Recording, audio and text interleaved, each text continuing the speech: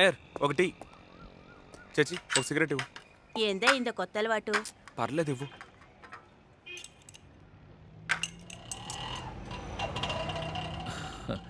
Figure అదిరింది. పొడ తిండి మోనే. ఆపు, నీకే చెప్పేది ఆపు. పశుపతి చేటా థ్యాంక్స్. అయ్యగారు పిలుస్తున్నారు. సిగరెట్ కింద పడేకు. అలాగే రా. రావయ్యా. సిగరెట్ కింద పడేవా? లేదు సార్, ఇతనే. రేయ్, అతను చెప్తే మాత్రం నీ బుద్ధి ఏమైందిరా? కింద పడాయి. వచ్చి బండి ఎక్కరా. సార్ దేనికి సార్? చదువుకున్న వాడివే కదా, పబ్లిక్ ప్లేస్ లో సిగరెట్ తాగకూడదని తెలియదా నీకు? ఎక్కరా. Sorry sir. ఎక్కరా? అది కాదు సార్, నేను ఈ స్కూల్లోనే టీచర్గా పనిచేస్తున్నాను. ఈ స్కూల్కి లైసెన్స్ కూడా లేదు, దిగి నీకు సలాం కొట్టాలా? ఎక్కరా.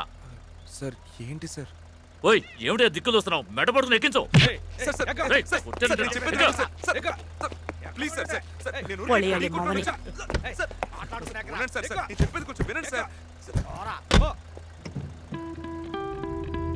పబ్లిక్ లో పోలీసులు నేను నెత్తి మీద కొట్టి లాక్కెళ్ళినప్పుడు పోయేదే ఆత్మాభిమానం. పేరు? ప్రభాకర్ సార్. శ్రీలంక నుంచి వచ్చావా ఏంటి? Address? Number 33 పైడ్రాస్ mention, Gandhinagar sir. 250 ఇవ్వు. డబ్బు లేదు సార్. ఏంటయ్యా మాస్టర్ అన్నావు, డబ్బులే లేవంటున్నావు? జీతం తక్కువ, అందులోనూ నెలాఖరు. ఏ హెడ్, మాస్టర్ చెప్పేది నమ్మొద్దయ్యా. నా కొడుకు ఫస్ట్ స్టాండర్డే చదువుతున్నాడు. నెలకు 500 ట్యూషన్ ఫీజు కడుతున్నాను. ఈ కాలంలో మనకన్నా వీళ్ళేనయ్యా ఎక్కువ సంపాదించేది. సార్ మ్యాథ్స్ టీచర్ అయితేనే ట్యూషన్లు అవి తీస్తారు, తెలుగు టీచర్కి అవే ఉండవు సార్. రైటరు, తెలుగు టీచర్ అట్టయ్యా. తెలుగు టీచర్ అయితే తెల్లదొరలాగా నడి రోడ్డులో నుంచుని సిగరెట్ గుప్పు గుప్పు గుప్పు అని కాలుస్తావా? తెలుగు టీచరే కదా, గోడ పక్కకెళ్ళి ఓ బీడీ కాల్చొచ్చు కదా.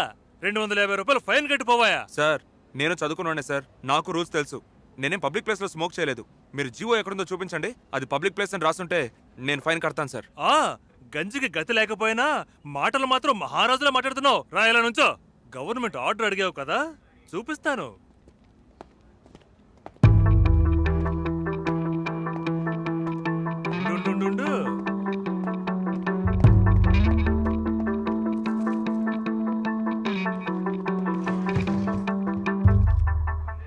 ఏంట్రా చూపు? నా చూపే అంత సార్. చేచి ఇకిలిస్తోంది కదా, నువ్వు అలాగే మాట్లాడతావు. తలదించరా. ఏమడిగా? లేదు సార్, అదేంటంటే.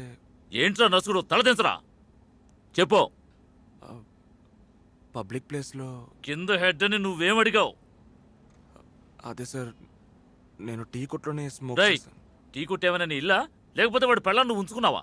సార్ అమ్మాయిల గురించి తప్పుగా మాట్లాడండి. పశుపతి, కొడితే మాస్టర్ని కొట్టారని వీడు వెళ్ళి కంప్లైంట్ చేస్తాడు. నేరస్తులతో ఓ రోజంతా కడ్రాయర్తో కూర్చోబెట్టు, అప్పుడు వీడికి బుద్ధి వస్తుంది.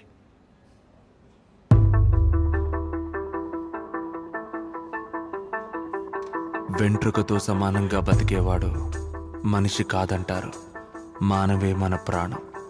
ఆ రోజు నేను బొచ్చుతో సమానంగా కూర్చొనున్నాను అంజలి. మానం పోయాక బతకడం కష్టం. సో నేను చనిపోవడానికి నా తెలుగు ఒక కారణం, నా చావుకి శ్రీశైలం కూడా కారణమేనని చెప్పొచ్చు. అన్నిటికంటే ముఖ్యమైన కారణం లేని కారణం ఆంధ్రప్రదేశ్లో తెలుగు చదవడమే. సో ఇలా అన్ని కారణాలని అంజలికి ఒక లెటర్లో రాసి దూకాను సార్.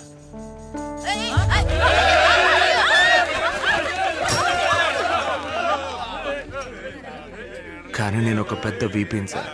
దూకే ముందు కరెంట్ ఉందా లేదా అని స్విచ్చెస్ చూసుకొనుంటే నాకు అప్పుడే మోక్షం లభించేది. కానీ నా రాత మళ్ళీ అదే పోలీస్ స్టేషన్. అవడానికి నీకు వేరే చోటే దొరకలేదా? పీక్ అవర్ లో మేడ మీద నుంచి సర్కస్ చూపిస్తావా? నీ వల్ల అనవసరంగా 1 అవర్ ట్రాఫిక్ జామ్. ఆ మొహన్ చూడు. Sorry sir.